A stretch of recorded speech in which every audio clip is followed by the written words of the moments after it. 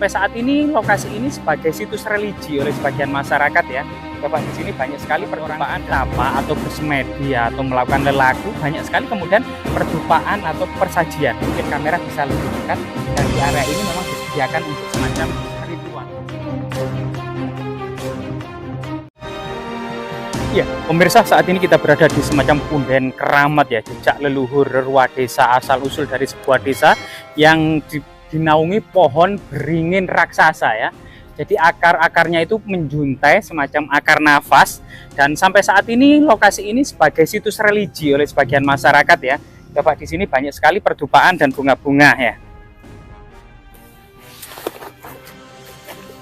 Rahayu, rahayu, rahayu, ong wilaheng sekaring jagat bawana langgeng sekaring kacang sekaring mayang.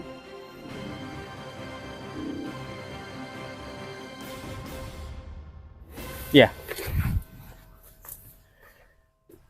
Lereng Gunung Welirang memang penuh dengan sumber mata air yang melimpah merupakan berkah ya, yang saat ini memang sumber-sumber mata air ini disalurkan melalui paralon ke rumah-rumah, ke desa-desa sebagai kebutuhan air bersih, akan kebutuhan air sehari-hari ya.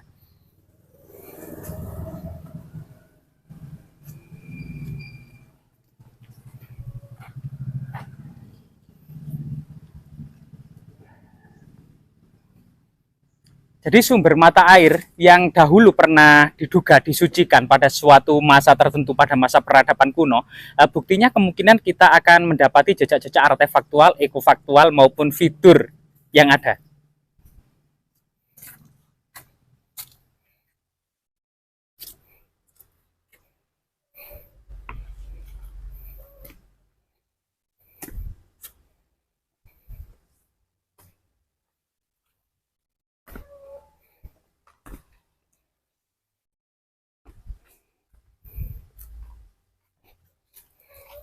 Jadi kita dapati meja batu besar kemungkinan pada masa prasejarah sebagai bentuk meja batu atau dolmen ya, semacam meja batu persajian. Nah, yang sangat luar biasa sekali ya, saat ini memang ada semacam ceruk ya, ceruk yang sangat sakral yang diduga dahulu memang tempat orang bertapa atau bersemedi ya, atau melakukan lelaku. Banyak sekali kemudian perdupaan atau persajian. Mungkin kamera bisa lebih dekat, dan di area ini memang disediakan untuk semacam ritual atau situs religi.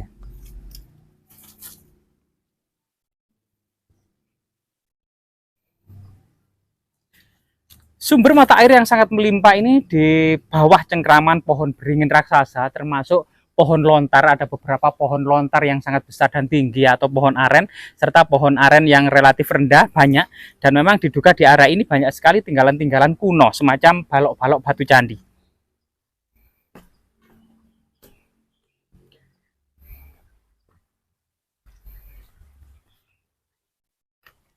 Ya, di lokasi ini ada 3 buah batu candi ya, yang ditata sedemikian rupa membentuk struktur semacam punden berundak-undak dengan batu besar yang ada di atas, semacam altar ya, atau kemudian simbol-simbol tertentu sebagai menhir gitu ya. Jadi memang ini ada semacam kesinambungan antara akulturasi peradaban prasejarah batu besar dengan peradaban kuno ya, kabuyutan, di mana kemudian unsur-unsur magis sakral, tempat bersemayamnya arwah-arwah leluhur, lambang kesuburan, persajian, termasuk kemudian mengikat binatang kurban, atau kemudian tempat bersemayamnya arwah nenek moyang juga masih dipercaya ya, menjaga sumber mata air yang sangat keramat ini.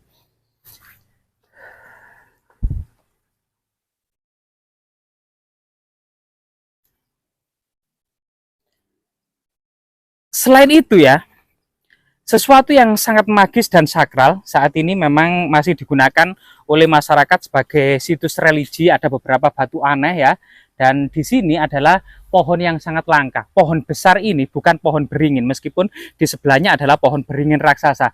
Pohon besar inilah yang dinamakan dengan pohon terawas. Diduga asal usul dari nama desa ini, Desa Trawas, Dusun Trawas, Desa Trawas, Kecamatan Trawas, dari pohon terawas ini yang sangat besar ini. Mungkin bisa di zoom ya, daunnya seperti pohon beringin kecil-kecil, namun berbeda dengan pohon beringin. Ini dinamakan pohon terawas. Jadi inilah yang merupakan diduga asal usul dari nama dusun atau dan nama desa ini memang ruah desa ya, ruah desa terutama kemudian di lereng-lereng Gunung Welirang, Arjuna, Penanggungan dan Anjasmara ini banyak sekali nama-nama desa yang diambil dari nama-nama tumbuhan. Misalnya Nogosari dari pohon nagasari, Tanjung Kenongo yaitu berasal dari bunga tanjung. Kemudian ada juga kemudian gading berasal dari nama bunga gading. Ada juga terawas dari pohon terawas ya. Dan ini memang merupakan sesuatu yang menandakan di masa-masa lalu. Termasuk ternyata Majapahit itu berasal dari buah majah yang rasanya pahit. Ketika pembukaan hutan tarik, orang-orang Madura memakan buah yang besar seperti semangka atau seperti jeluk Bali. Ternyata rasanya pahit, menimbulkan heroik dan canda tawa di tengah-tengah para pembuka awal dusun ini, sehingga kemudian nama dusun yang baru dibuka ini bernama Majapahit. Dan lokasi yang sangat sakral dan magis ini ya, sumber mata airnya di sini. Nah, di sini. Nah, ini ada sebagian kecil, selain kemudian disalurkan di pipa-pipa, ada sumber mata air yang ada di sini gitu ya. Yang ini kemudian apa namanya? Masih disakralkan oleh sebagian masyarakat ya, di bawah pohon beringin raksasa ini.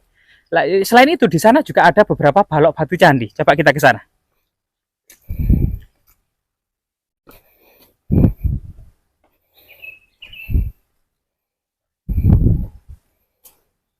Nah, lokasi ini memang seperti mandala ya, ada 4 buah meja batu raksasa atau menhir atau dolmen raksasa 1, 2, 3, 4 ya, yang semacam penjaga dari 4 penjuru arah mata angin, yang di tengahnya ada semacam susunan meja batu atau dolmen yang sangat unik, serta beberapa balok batu candi ya, seperti ini. Nah, ini ada juga balok-balok batu candi 1, 2, 3, 4, dan di sini ada motif-motif tertentu ya. Ada gambar apa ini teman-teman? Lah ini ada gambar tertentu ya yang sangat menarik ini. Nah, ini semacam gambar apa ini ya? Intan ya, atau intan atau berlian ya. Nah, ini jadi memang ternyata balok-balok batu candi di sini penuh dengan intan permata ya. Ini adalah semacam gambaran permata pada waktu itu, bulat seperti permata dengan sinar-sinarnya ya, arkenstone permata. Jadi kita akan menemukan atau temukan semacam di sini adalah gambaran permata di masa peradaban-peradaban kuno atau kerajaan-kerajaan kuno ya, kemungkinan kerajaan Singosari atau kerajaan Majapahit. Namun memang prasasti di sini gitu ya, di area ini ada prasasti masa Kadiri. Jadi Isaka sekitar tahun 1186-an. Jadi masa-masa kerajaan Kadiri itu sudah ada semacam prasasti angka tahun di sebuah tugu yang bertuliskan Jawa kuno yang terbaca Isaka. Kemudian terbacanya belakang itu 1186 Masehi gitu ya. Nah, di sini kemudian artinya memang di lokasi lereng Gunung Welirang ini sudah menjadi semacam ikon. Jadi semacam para pertapa atau para maharsi atau tanah hala-hala atau tanah yang disucikan di masa lalu dengan kondisi-kondisi masyarakat yang religi, Sang Hulun Hyang ya, yaitu masyarakat yang mengabdikan diri kepada situs-situs religi atau kemudian ketuhanan, Sang Hulun Hyang, para pelayan Tuhan. Dan memang banyak sekali batu-batu yang menjadi situs religi pada masa lalu ya, malah mirip seperti semacam ular naga ya, ular naga raksasa yang bertapa membatu. Dan jika mungkin kamera dihadapkan ke sana gitu ya, memang sangat unik lokasi ini ya. Jadi penuh dengan sejarah, sumber mata air keramat yang mengalir terus yang dibutuhkan oleh masyarakat hingga saat ini. Pohon abadi terawas satu-satunya, tidak ada di lokasi yang lain. Pohon beringin raksasa masih kemudian terawat dengan baik, bahkan kemudian pohon-pohon lontar ya.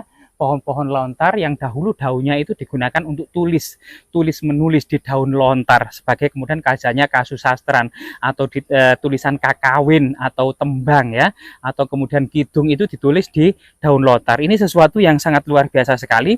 Artinya Punden Keramat ini jika kita berada di sini gitu ya, Punden Keramat ini ternyata memang memiliki makna yang cukup besar dalam hal sejarah dan kebijaksanaan. Jika kita melihat perjalanan sejarah dan benang merah leluhur kita, maka kita akan mendapati semacam akulturasi, toleransi, dan pluralitas.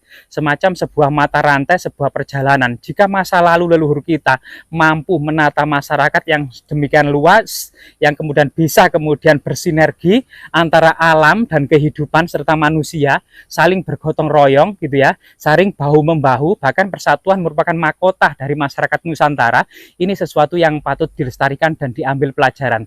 Jadi masa lalu tidak perlu kemudian diambil dari segi sesuatu yang dianggap kemudian kemusyrikan dalam pandangan agama tertentu.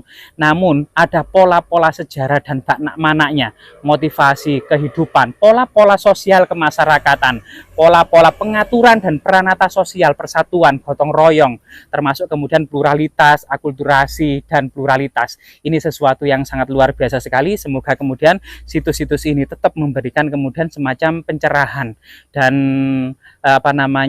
semacam kebijaksanaan, bahwasanya memang dengan persatuan dan gotong royong masyarakat ini akan bisa tetap terus lestari. Semoga bermanfaat.